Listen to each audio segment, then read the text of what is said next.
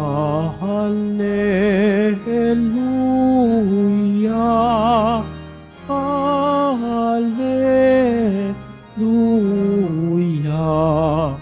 Hallelujah, Hallelujah.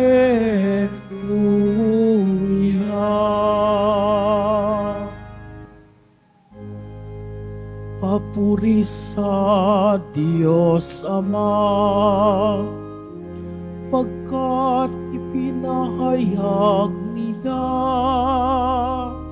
hari siya ng mga aba. Hallelujah, Hallelujah, Hallelujah,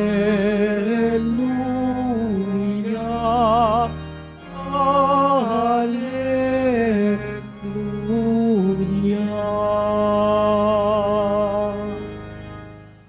Sumainyo ang Panginoon. At sumayo rin. Ang pagpapahayag ng mabuting balita ng Panginoon ayon kay San Lucas. Papuri sa iyo, Panginoon. Noong panahong iyon, nilibot ni Jesus ang mga bayan at nayon. Nangaral siya at nagtuturo ng mabuting balita tungkol sa paghahari ng Diyos. Kasama niya ang 12 at ilang babaeng pinagaling niya sa masasamang espiritu at mga karamdaman. Si Maria na tinawag na Magdalena, mula sa kanyang 7 demonyo ang pinalayas. Si Juan ang asawa ni Kusa, na katiwala ni Herodes. Si Susana at marami pang iba. Ang ari-arian nila ang itinustos nila sa pangangailangan ni Jesus at ng kanyang mga alagad.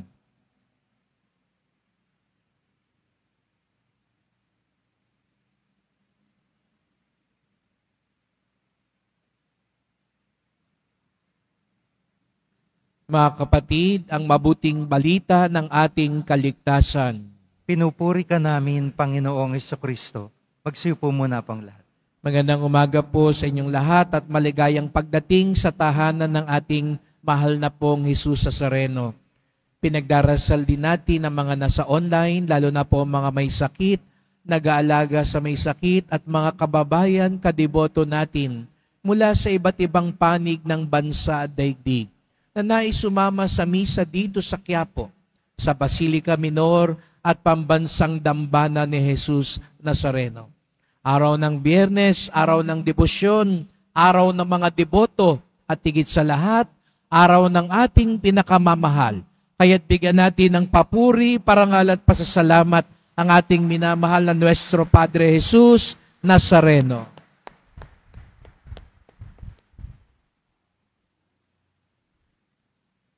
Bakit tayo nandito ngayon?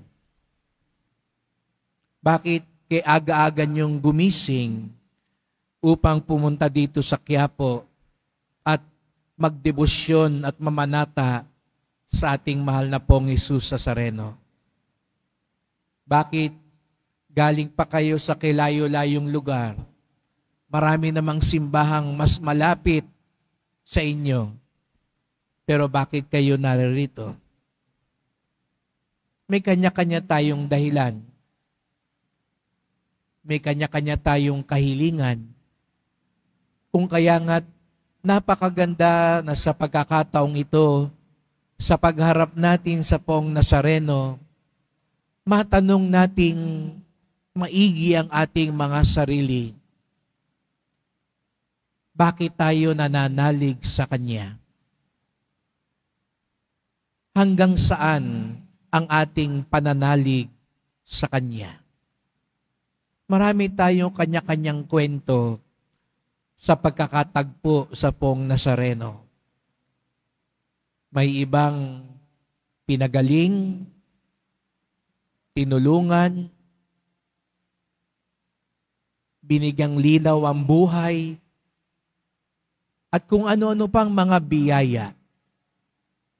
Kung kaya nga't Narito tayo, tumatanaw ng utang na loob.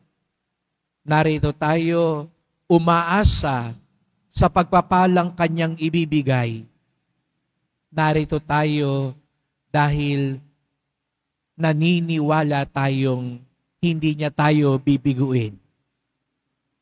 Sabihin mo nga sa katabi mo, hindi ka bibiguin ng Diyos.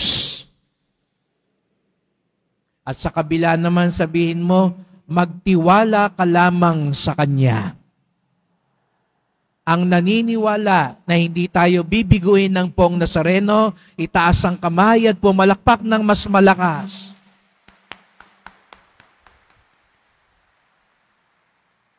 Opo mga kapatid, ilang daang taon na mula nang dumating ang Nazareno dito sa ating bansa at milyon-milyon na ang nakaranas ng kanyang himala at biyaya, ng kanyang tulong.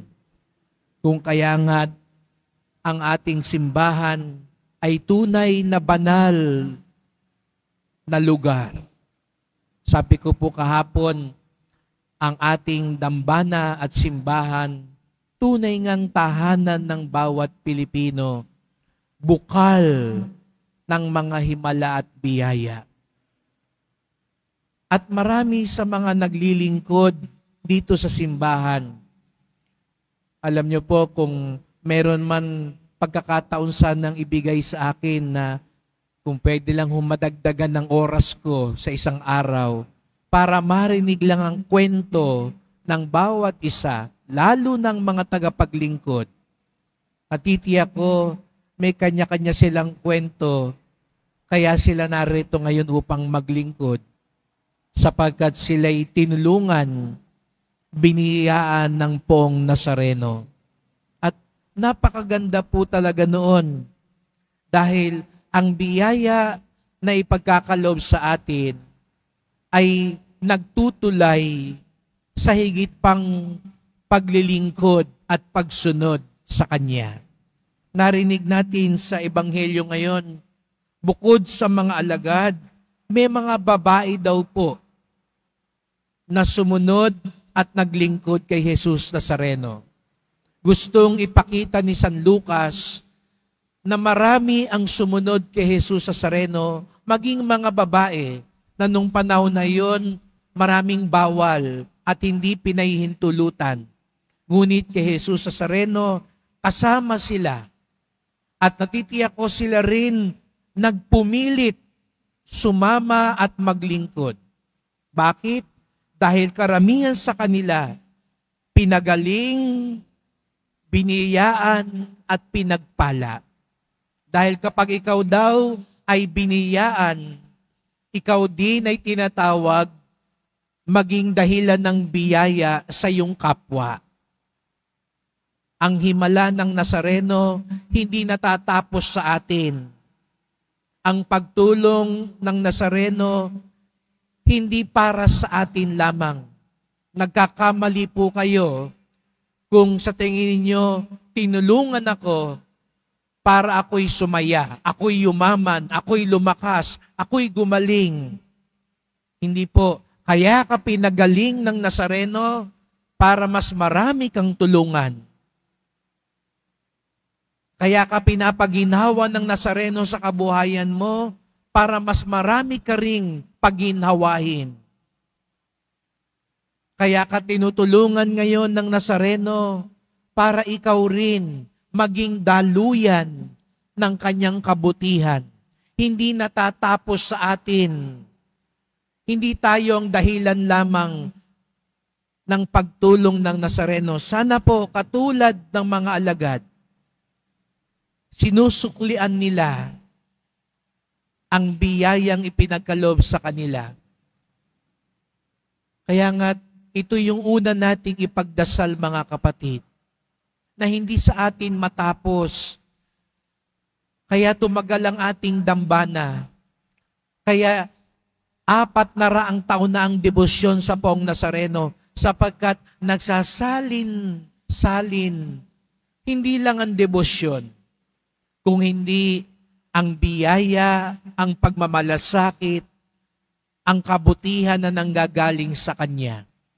At nasa ating mga kamay ngayon kung magtutuloy ito. Alam niyo po, kapag ako'y nagmimisa sa St. Jude, diyan po sa kabila, tuwing Huwebes, natutuwa po ako dahil ang daming mga kabataan. Pero minsan nabiro ako, sabi ko, bakit yung mga kabataan nasa St. Jude?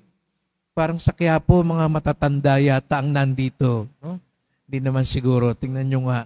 Pero may halong butil ng katotohanan. No? Sabi ko, nasa na ang mga kabataan? Buti na lang nasasalo pa ng St. Jude. Pero sana mga kapatid, sa atin din, tayo ang maging dahilan para maisali natin, lalo na sa mga kabataan, ang ating pagdedebosyon. Kaya nga sabi ko, hindi sapat ikaw lang ang magdedebosyon. Iiwan mo yung anak mo, iiwan mo yung apo mo, at sasabihin mo, ipagdarasal ko na lang sila. Isama natin sila. Turuan natin sila. Ilipat natin sa Kanya, sa kanila. Hindi lang ang himala ang biyaya, kung hindi ang pagsunod kay Jesus Nazareno. Sapagkat yan ang pinakamainam na alay natin sa Kanya, na maipagpatuloy ang pagmamahal at pagsunod. Ikwento natin ang kabutihan ng Nazareno sa ating buhay. Huwag natin suluhin. Ipalaganap natin upang sa gayoy mas marami pa ang maniwala at sumunod sa Kanya. At ikalawa, nawa ang ating pagsunod kay Jesus Nazareno ay dahil sa paniniwala natin sa Kanyang muling pagkabuhay. Sa unang pagbasa, sinabi ni San Pablo, baliwala ang lahat kung hindi muling nabuhay si Jesus Nazareno. Ibig sabihin nun, baliwala ang lahat kung hindi tayo naniniwala sa buhay na walang hanggan. Kaya nga't, bagamat nakikita natin, pasan-pasan niya ang krus. Bagamat nakikita natin, nahihirapan siya nung siya'y nandito sa lupa. Ito rin ang nagbibigay pag-asa sa atin. Opo mga kapatid, minsan nakakatuksong bumitaw na lamang kapag hindi natin makita ang katarungan dito sa lupa.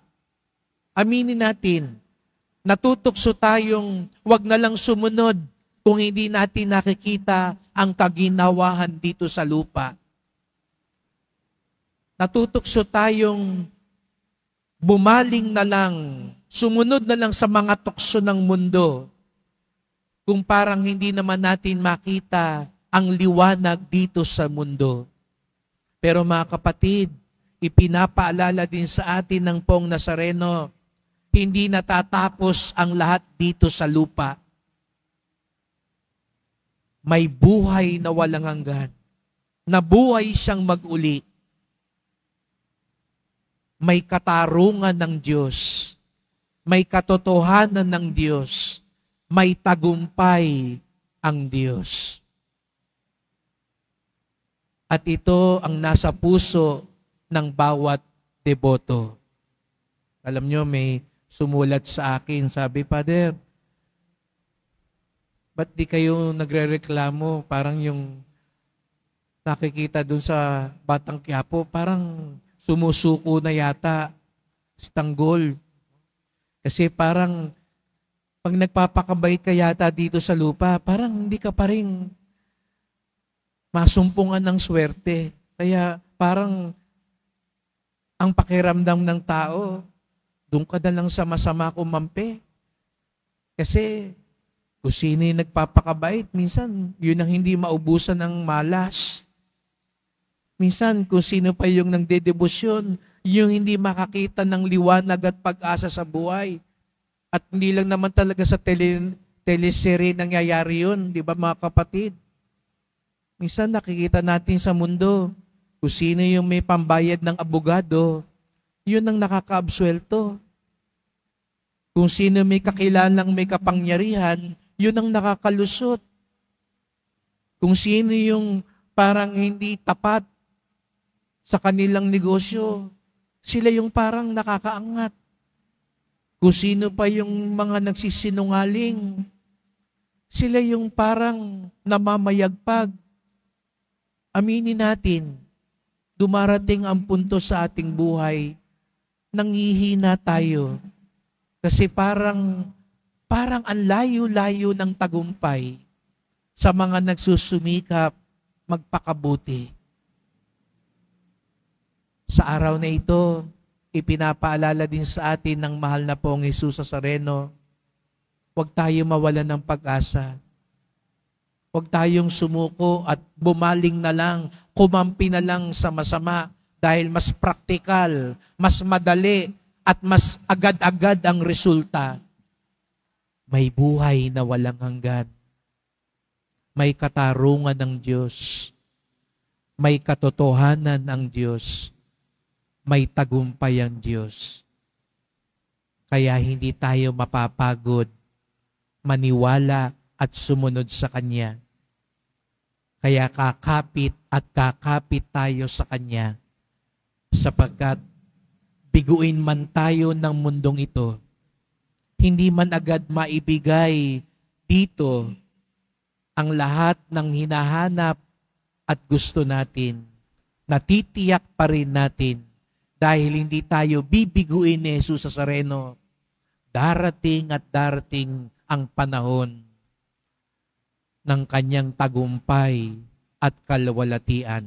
At pag dumating iyon, hindi yung may pera, hindi yung may kakilala, hindi yung may koneksyon, hindi yung nakalusot at nakapagtago ang siyang magtatagumpay, kundi yung mga nanalig, nagtiyaga at nagsumikap na sumunod sa Kanya. Kaya't sa pagpapatuloy ng misang ito, magdasal po tayo. Mahal na pong Jesus Nazareno, narito po kami sapagkat alam namin hindi nyo kami bibiguin. Alam namin muli kayong nabuhay upang pagtagumpayan ng lahat. Kaya nga't bagamat maraming pagsubok, maraming alinlangan, maraming pangangailangan, marami pang hindi malinaw, hindi kami bibitaw sa inyo. Sapagkat alam namin, nasa inyo ang tunay na biyaya, tunay na himala, tunay na tagumpay. Nawa ang aking pagsunod din, makatulong upang lalong ipalaganap ang pagdedebosyon sa inyo, upang mas marami pa ang maniwala at sumunod sa inyo, upang mas marami din ang maglingkod sa inyo at maging daluyan ng iyong kabutihan, lalong-lalo na sa mga pinanghihinaan ng loob at mas may higit na pangangailangan sa kanilang buhay. Mahal na pong Jesus Nazareno, kaawaan niyo po kami, basbasan niyo po kami. Amen. Amen.